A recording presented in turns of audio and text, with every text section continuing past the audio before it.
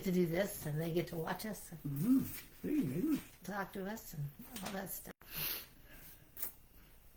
Hello, this is George. Hey, Bonnie. And this is Adonai Sanctuary Truth Classroom.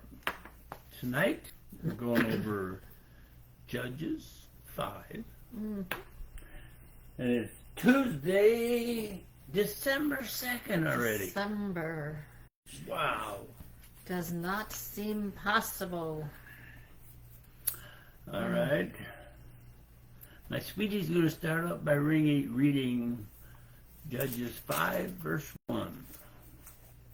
On that day, Deborah and Barak, the son of Abinoam, sang this song. It is a song sung by Deborah, and Barak. So I guess you should sing it while you're... That's not. Well, don't worry, I won't sing it. I won't torture you by singing it. Well, actually, each verse is kind of interesting. Part of the story of Israel and Adonai. Yeah. And it's interesting once you sit down and really concentrate about it. Read 2, please. When leaders in Israel dedicate themselves and the people volunteer, you should all bless Adonai. Think about that. People volunteer when Israel blesses Adonai. They volunteer to do that. Anne says, greetings from snowy Kentucky. Good, Ann. Keep the snow up there. We don't want none. We don't want it. My sweetie's going to read 3. Hear, kings, listen, princes. I will sing to Adonai. I will sing praise to Adonai, the God of Israel. Telling leaders who they will sing to and who he is. It's Adonai, the God of Israel.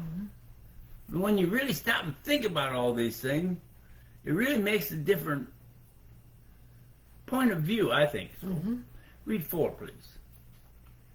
Adonai, when you went out from Seir, when you marched out of the field of Edom, the earth quaked and the sky shook. Yes, the clouds poured down torrents. When Adonai went out from Seir. Remember when we read about that? Read Deuteronomy 33, verse 2, please. Adonai came from Sinai. From Seir he drew on his from Seir he dawned on his people, shone forth from Mount Haran, and with him were myriads of holy ones at his right hand, with a fiery law for them. With a huge number of holy ones. The sky and earth shook, and it rained. Hard. Read 5, please. The mountains melted at the presence of Adonai at Sinai, before Adonai, the God of Israel. The power. The mountain glowed and shook at Adonai in the God of Israel's presence. Think about that. It's amazing. It is. Read 6, please. In the days of Shamgar, the son of Anat, in the days of Yavel, the main roads were deserted. Travelers walked by the ways, walked the byways. Read the right words. Whatever she said. They walked the byways. It's not safe to travel on the main road. No, the people would use the byways. There they felt more safe.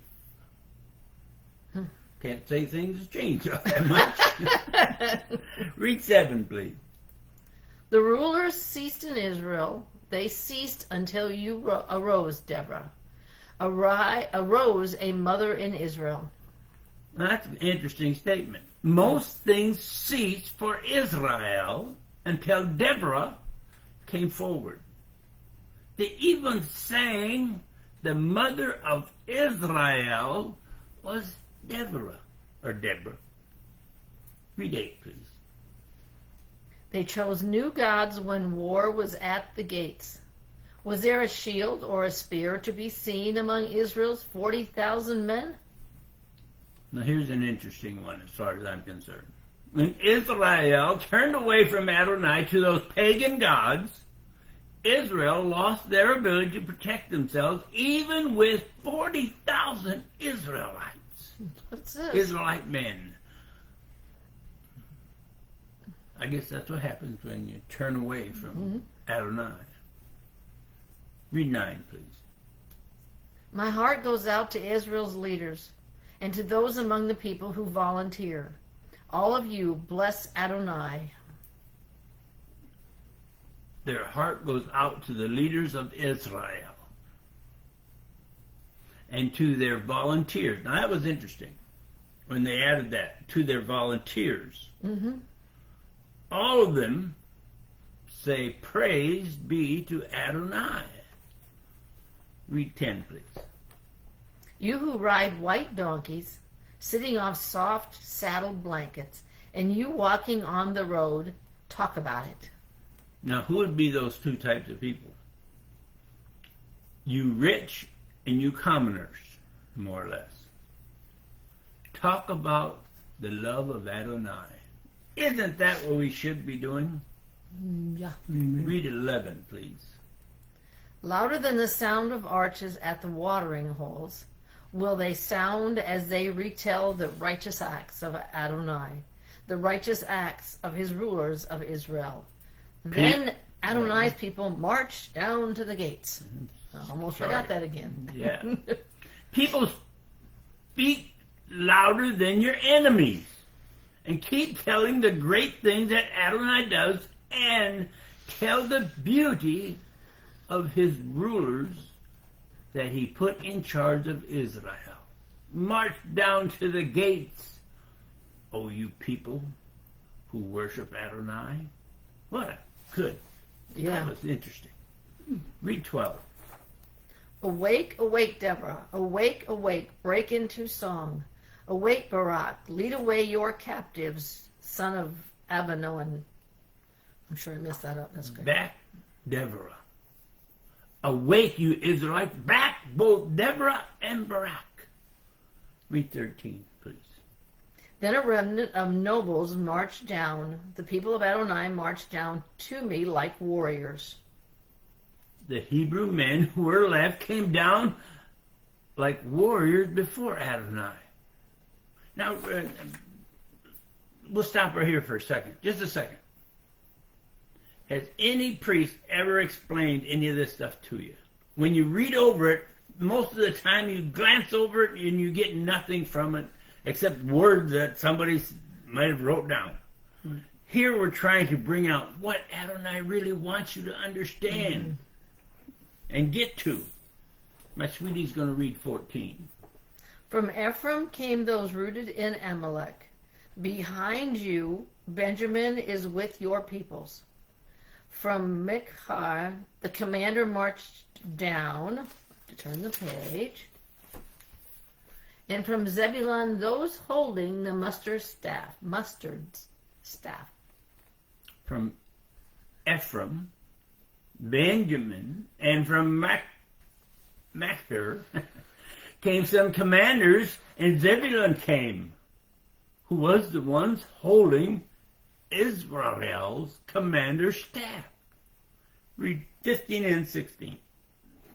The princes of Issachar were with Deborah, Issachar along with Barak. Into the valley they rushed forth behind him, among the divisions of Reuben, and they made great resolutions in their heart. But why did they stay at the pens for the sheep, and listen to the shepherd's flute playing for the flocks? Concerning the divisions of Reuben, they were great searchings of heart. Some came to help, like Issachar, who were with Deborah and Barak. They rushed into Raven's Valley to find the people of Reuben, wondering about the fight. You just sitting by their fire, searching their hearts, if it would be worth it. What an Here's what they're interesting. contemplating, yeah. Read 17, please. Gilead lives beyond the Jordan. Dan, why does he stay by the ships? Asher stayed by the shore of the sea, remaining near its bays. That states where Gilead, Dan, and Asher stayed. And said something. The love of Adonai is shown by how many times he keeps delivering the Israelites. That's true. Amen. What, more than once? Yeah, 100. Read 18, please. The people of Zebulun risked their lives, Naphtali too, on the open heights. Who were the violent ones? Zebulun and Naphtali. Read 19 and 20, please. Kings came, they fought. Yes, the kings of Canaan fought at Tenakah by the waters of Medigdo, but they took no spoil of silver. They fought from heaven, the stars in their courses. Yes, they fought against Sisera. These names should sound familiar. We just studied those. They had battles at Tanakh. Even Sisera was in the battle against the heavenly. And what happens? Read 21, please. The Kishon River swept them away, that ancient river, the Kishon River. O my soul, march on with strength. The Kishon River swept so many away. They were at war, and, well, read 22, please. Then the horses' hoofs pounded the ground, their mighty steeds galloping at full speed. Yes, they were at war, and you could hear the hoofs of the mighty horses pounding the ground. That makes it sound like you're right there with it. Read 23, please. Curse Mezor, said the angel of Adonai. Curse the people living there with a bitter punishment for not coming to help Adonai against the mighty warriors. People. Curse Meriv. People. We hunted through at least 7 Bibles and 2 dictionaries, hunting that word M-E-R-O-Z, and the only thing that we were able to find is that it might have been a city close to Israel that received this curse. In reality, we have no real idea, although Scripture says they were cursed for not helping Adonai. But I hunted 7 Bibles, 2 dictionaries, and I couldn't find anything about them. But anyway, that's what it said. Maybe that's why you can't. Unless they're cursed by Adonai. Yeah, well, gone. They have been erased. Read 24 through 27. Yael will be blessed more than all women. The wife of Hevan of Canaan will be blessed more than any women in the tent. He asked for water, and she gave him milk. In an elegant bowl, she brought him curds. Then she took a tent stake in her left hand and a workman's hammer in her right. With the hammer she struck Sisera, pierced his skull. Yes, she shattered and crushed his temple. He sank down to his feet. He fell and lay there. He sank down at her feet. He fell. Where he sank down, there he fell dead. I would hope so. 24 through 27 tells what Yael did in 4:17 through 22, and chapter 5 tells us how blessed she was. It states more than all women. Mm-hmm. Then it appears, no, I'm sorry. Then it explains it one more step. She will be blessed more than any woman in the tent. In the tent. That's interesting. Mm-hmm. Which means that she wasn't the only one there, yeah. I think. Yeah, it's a good idea. She's just not a reader. She's smart. Read 28, please. Sisera's mother looks out the window. Peering out through the lattice, she wonders, why is his chariot so long in coming? Why are his horses so slow to return? Oh, Where is my son? that? Where is my son, Sisera? Why isn't he coming home? Then it states, a very wise woman tries to comfort her. Read 29 through 30. The wisest of her ladies answered her, and she repeats it to herself.